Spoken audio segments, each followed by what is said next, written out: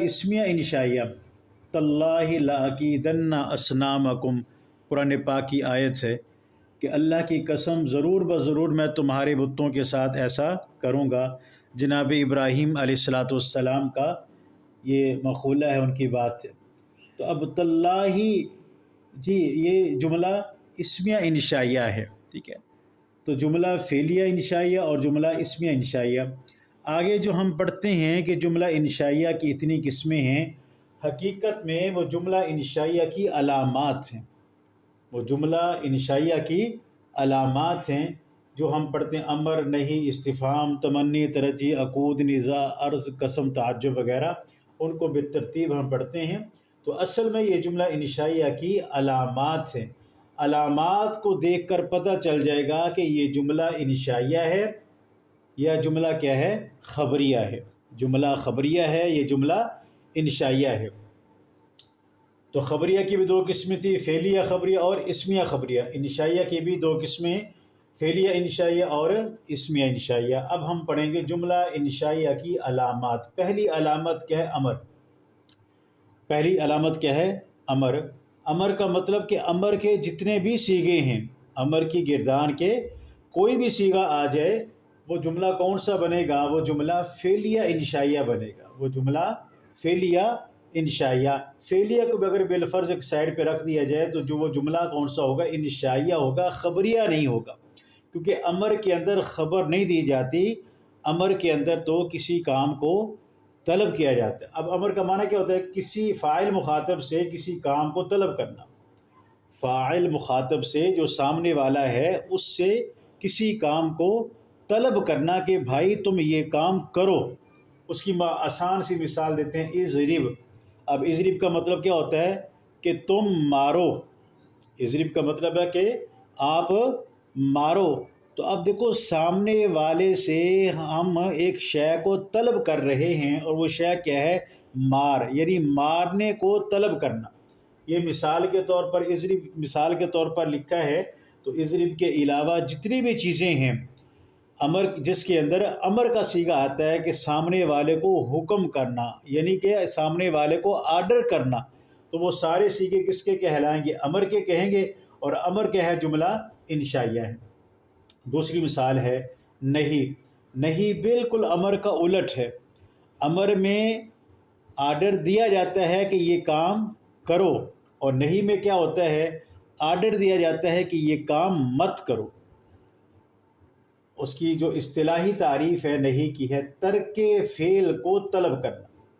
ترک فعل کو طلب کرنا کہ آپ نے یہ کام نہیں کرنا۔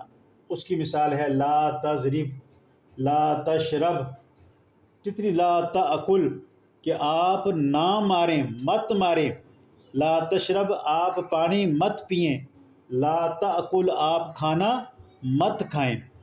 تو نہیں کے اندر سامنے والے کو کسی کام سے منع کرنا ہے، اور امر کے اندر سامنے والے کو کسی کام کے کرنے کا کہنا ہے۔ تو قرآن پاک کے اندر ہم اس کی مثالیں نکالیں گے، اور بے شمار قرآن پاک کے اندر نہیں امر اور نہیں کی مثالیں ہیں۔ اس کے بعد ہے استفہام۔ استفہام کا مطلب کیا ہے؟ لفظی معنی ہے سوال کرنا۔ استفہام کا لفظی معنی سوال کرنا۔ تو سوال کرنے کو عربی کے اندر استفہام کہتے ہیں، کسی سے پوچھنا، کسی سے کوئی شے پوچھنا، سوال کرنا۔ اب سوال کرنے کے لیے کون سے عربی کے اندر حرف استعمال ہوتے ہیں؟ ان کو کہتے ہیں حروف استفہام۔ حروف استفہام، وہ یہاں 4 ہیں تقریباً حروف استفہام جو زیادہ استعمال ہوتے ہیں، زیادہ مشہور ہیں۔ اس میں پہلے یہ 3 نہیں لکھا ہوا، بلکہ کیا ہیں؟ وہ 4 ہیں۔ حروف استفہام جو ہے وہ 4 ہیں۔ پہلے ہے حمزہ، جس کو کہتے ہیں حمزہ استفہام کا، حمزہ استفہام کا۔ اس کی مثال ہے ازید قائم، کیا زید کھڑا ہے؟ کیا زید کھڑا ہے؟ تو گویا کہ سامنے والے سے سوال کیا جا رہا ہے، اسے پوچھا جا رہا ہے کہ آیا زید کھڑا ہے یا کھڑا نہیں ہے۔ تو اس کو کہتے ہیں حرف استفہام حمزہ۔ دوسرا حل، دوسرا کیا ہے؟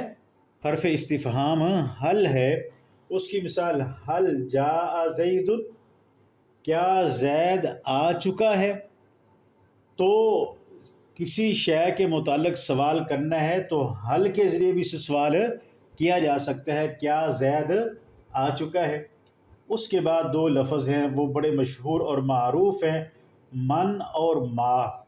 من اور ما، من کی مثال جیسے وہ بڑا مشہور جملہ حدیث پاک میں ہے کہ قبر کے اندر جب سوال کریں گے منکر نکیر، تو منکر نکیر بھی وہ مردے سے میت سے سوال کریں گے، پوچھیں گے من ربک، من ربک، تیرا رب کون ہے؟ تو من کا معنی کیا ہے؟ کون۔ من ربک، تیرا رب کون ہے؟ تو یہ الفاظ جو ہے وہ منکر نکیر استعمال کریں گے مردے سے میت سے سوال کرنے کے لیے۔ اس کے بعد ہے لفظ ما، جیسے ایک سوال ہوگا ما دینک، تیرا دین کیا ہے؟ تیرا دین کیا ہے؟ تو لفظ ما کے ذریعے سے بھی منکر نکیر سوال کریں گے۔ تو من ہوتا ہے ذوی العقول کے لیے، اور ما عام طور پر غیر ذوی العقول کے لیے۔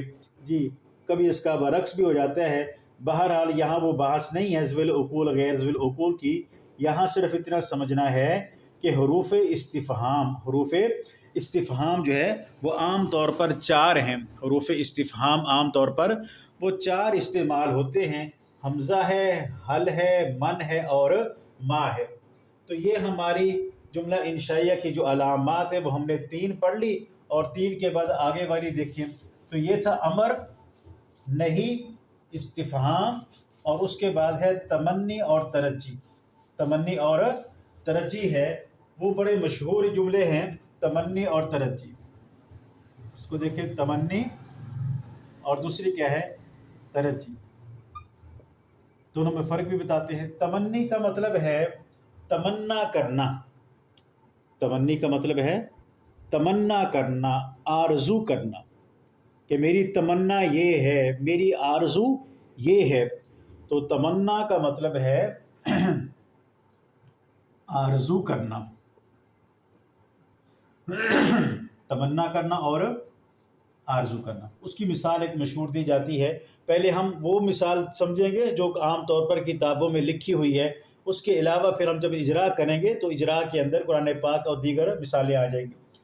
تمنا کرنا، آرزو کرنا، اس کی مثال کتابوں میں لکھی جاتی ہے، لیت الشباب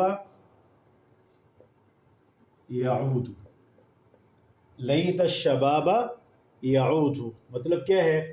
اب آدمی تمنا کر رہا ہے، آرزو کر رہا ہے، کاش جوانی لوٹ آئے۔ لیتا کا معنی ہے کاش، تمنی کے لیے جو لفظ استعمال ہوتا ہے لیتا، اس کا معنی کیا ہے؟ کاش۔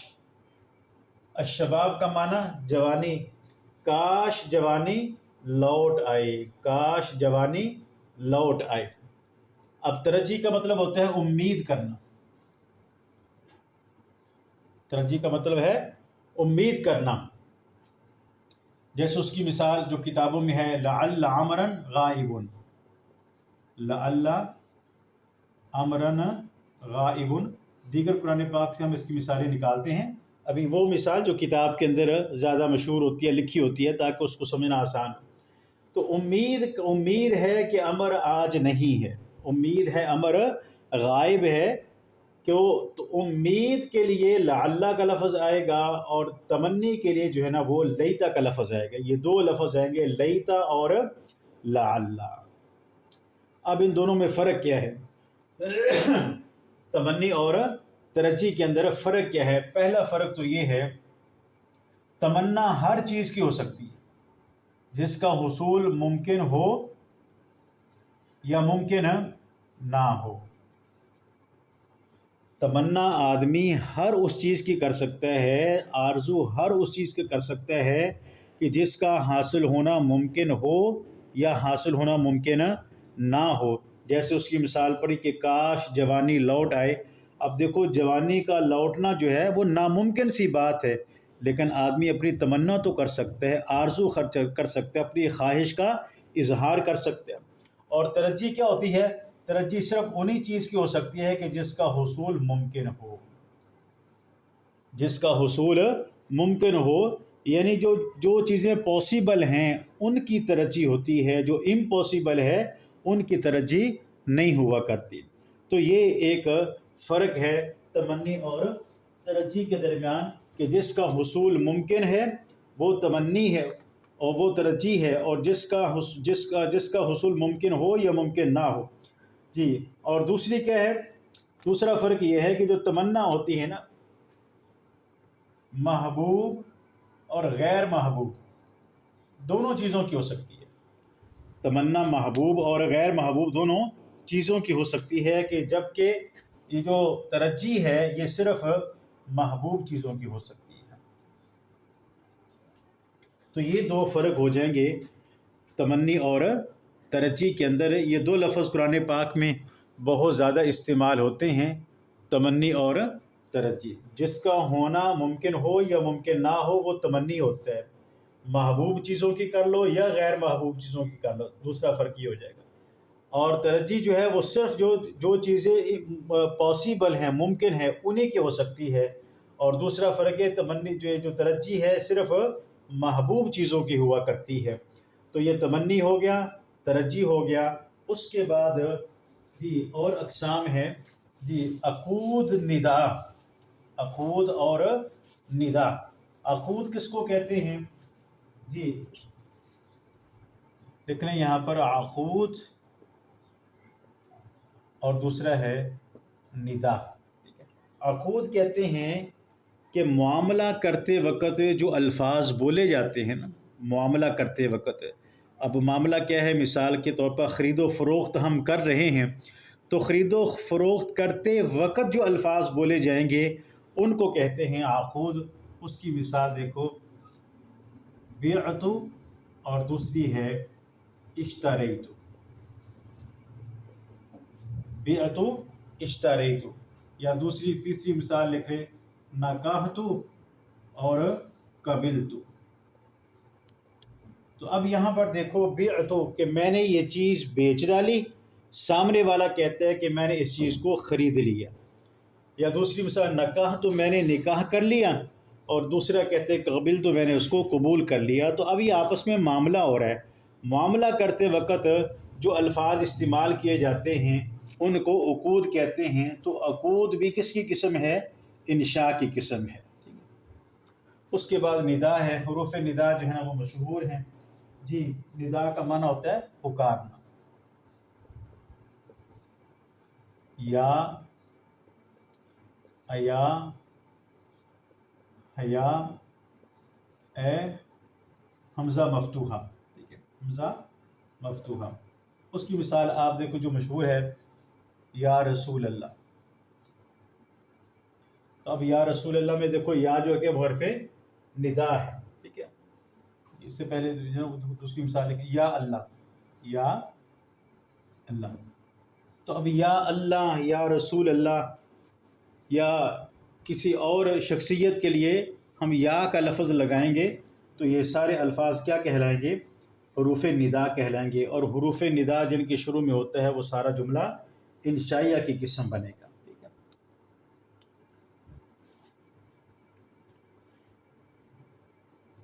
اس کے بعد عقود ندا عرض ہے۔ عرض کا مطلب ہوتا ہے نرمی سے کسی کو کسی کام پر ابھارنا، نرمی کے ساتھ کسی کو کسی کام پر ابھارنا، اس کا مطلب ہوتا ہے عرض۔ کتابوں میں مثال لکھی جاتی ہے، الا تنزل بنا فتصیب خیرا، مطلب کیا ہے کہ آپ ہمارے پاس کیوں نہیں آتے، آپ کو بھلائی پہنچے، آپ ہمارے پاس آئیں آپ کو بھلائی پہنچے۔ تو سامنے والے کو نرمی کے ساتھ کسی کام پر ابھارا جا رہا ہے۔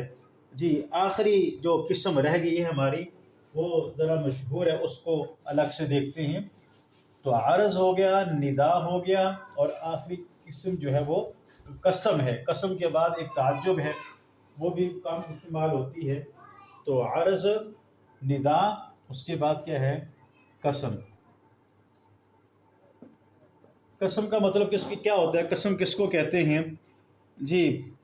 हरफ कसम लाकर मुखातब को अपनी बात पर यकीन दिलाने की कोशिश करना। हरफ कसम लाकर मुखातब को अपनी बात पर यकीन दिलाने की कोशिश करना। और हरफ कसम जो है ना वो जी आम तौर पर वा, वाओ, बा और ता, जैसे उसकी मिसाल वल्लाही, बिल्लाही और तल्लाही। अल्लाह की कसम उठाता हूँ, बिल्लाही अल्लाह की कसम, तल्लाही अल्लाह की कसम उठाता हूँ। तो वाओ भी इस्तेमाल होती है, बा भी इस्तेमाल होती है और ता भी इस्तेमाल होती है। वल्ला, बिल्ला, तल्ला, ये कहा जाता है ना, वल्ला, बिल्ला, तल्ला। तो ये सारे हुरूफ कसम हैं। आखिरी इंशा की किस्म है ताज्जुब।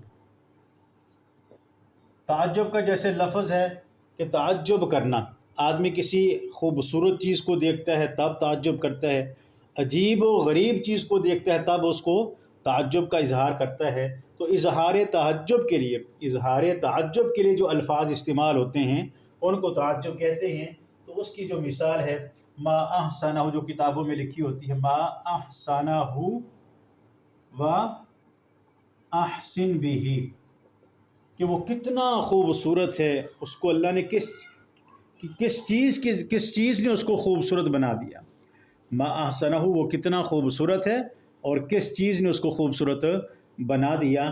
तो ये जुमला इंशाइया की अलामात हैं जिसको हमने शुरू से पढ़ लिया जी। तो उसको अमर यहाँ पर मुख्तसर लिख लें, अमर नहीं जी, इस्तिफ़हाम, उसके बाद तमन्नी, तरज्जी, अक़ूद, निदा, कसम और ताज्जुब। 1 2 3 4 5 6 7 8 9, तो ये मशहूर 9 अलामात हैं जुमला इंशाइया की।